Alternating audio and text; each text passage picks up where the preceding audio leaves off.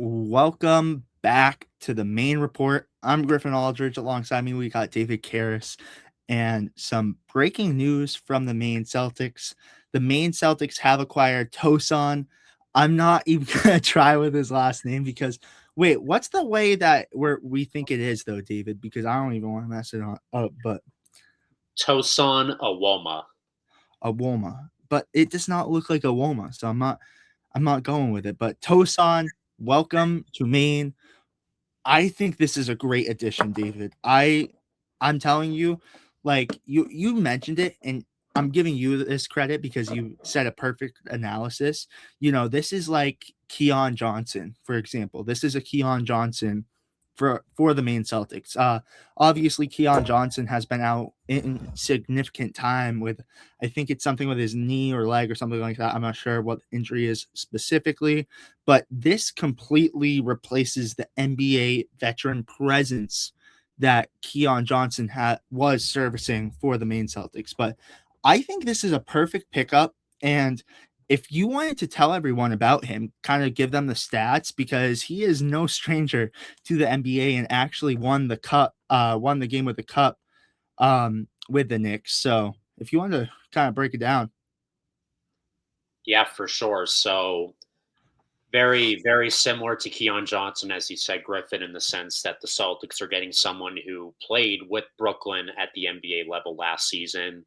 Keon did that last season, and Tosan did the same.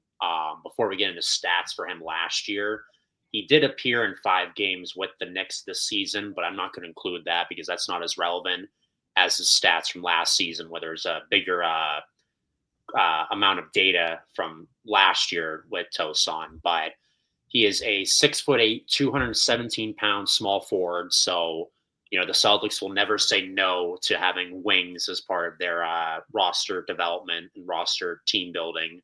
And he fits the mold with that. But last year with Brooklyn, he appeared in 28 games, averaging just under 24 minutes a game.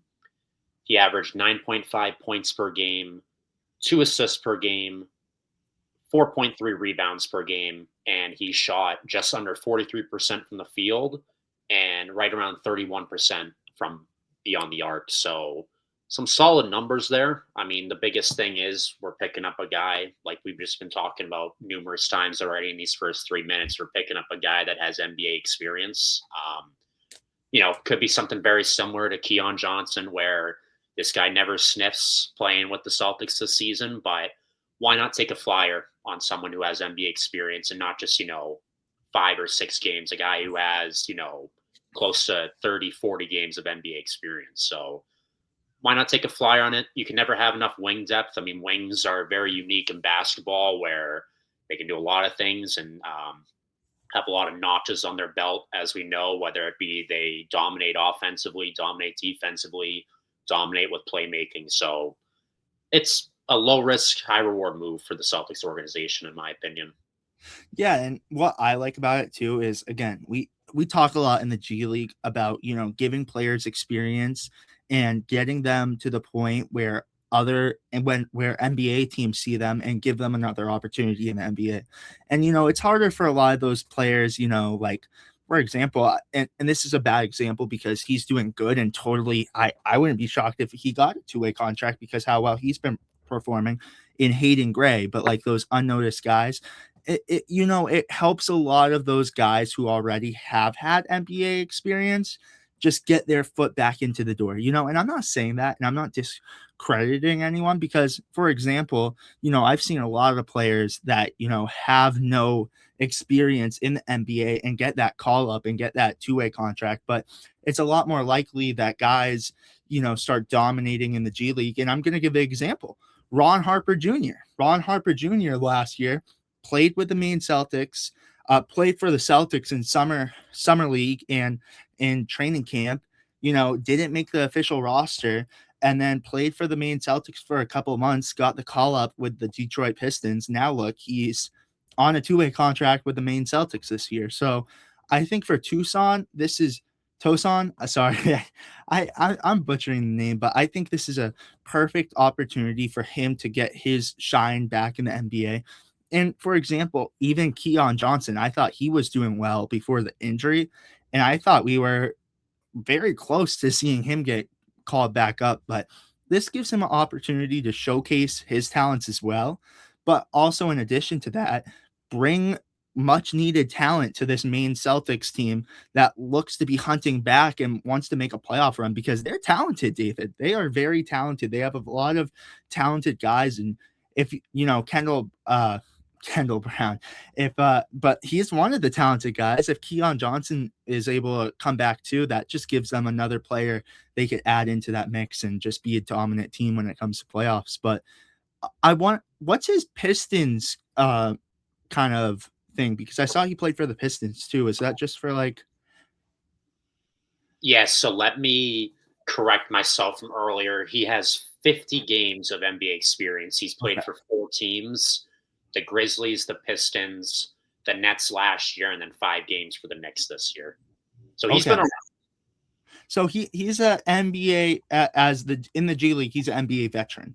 Like he has experience, and he went undrafted. I'm assuming, correct, or was he drafted? That is a good question. I can get that Oh, information in a second, but I do have another stat I want to say here too from this website I'm looking at. He played 12 G League games for the Westchester Knicks, and in the G League this year, he's averaged just under 18 points, 6.6 rebounds, and 3.8 assists. So it's a so very solid stat line that he's bringing to Maine. and that just gives you substantial, points, and that's a big pickup. And it almost reminds me of Philip Wheeler last year for the Maine Celtics. That's a guy they kind of traded for, and he ended up playing for the I think I forgot who he got the call up for. I think it was the Philadelphia 76ers, but that's kind of the stat line. And 18 points, that's incredible. So this is going to be a very, very good attribute to the Maine Celtics roster. And I love this move. I don't know about you, David, but I am a big fan of this move. Yeah, I mean, like I said, low risk, high reward. I like the potential here. He was undrafted to answer your question, Griffin. So he Okay. went undrafted in 2023, and then he signed originally a 10-day with the Pistons, and then was able to work off of that.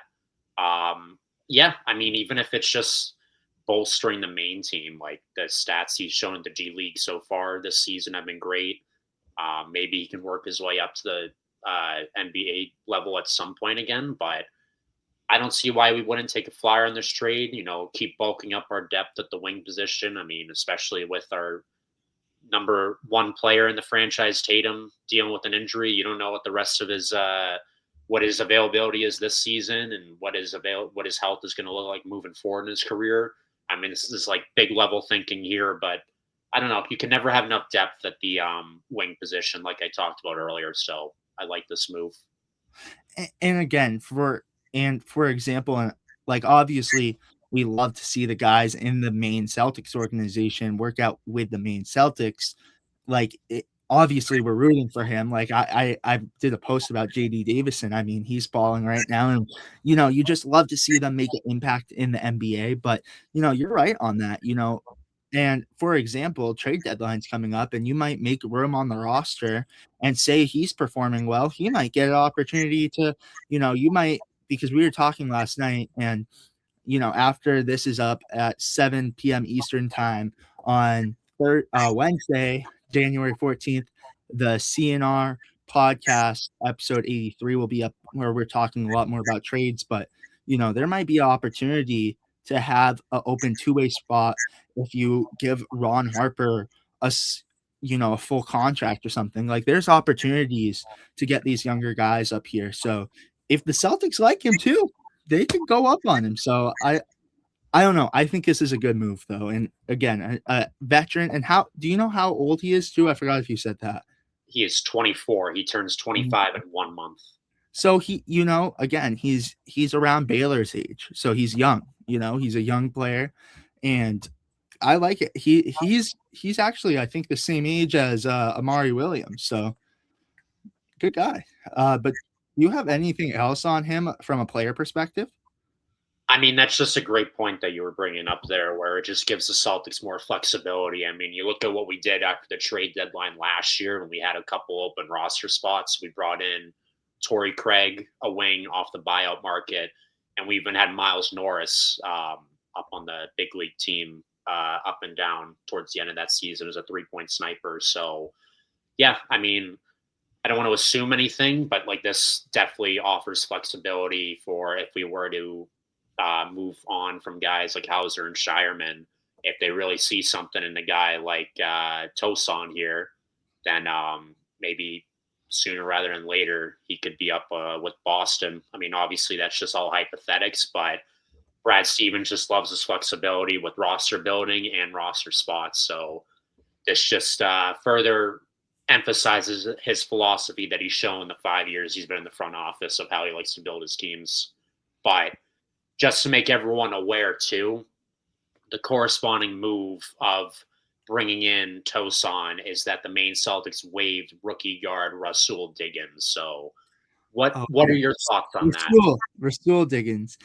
I haven't seen a lot of him. You know, he was a player that was coming off the bench, and as unfortunate of a cause that is, again, you're just waiving a guy for a starter or a player that's going to come off the bench and give you 10 to 15 points. That was a guy who basically, and I don't mean to be anything on him, and I think he could totally have an opportunity still in the G League, but you waived a guy. And I saw this with this, and and he could potentially still be practicing with the team, which is good because I think that's what Cameron Warrens was doing last year. And then Cameron Warrens came back this year and became a great guy for the Maine Celtics and is one of their key guys down there in Maine. So I like that. And, I think, that again, that was a guy who was playing in garbage minutes. So this gives you a guy who is going to actually provide and give you a scoring boost for the Maine Celtics. So I like this. Do you have any thoughts on that, though?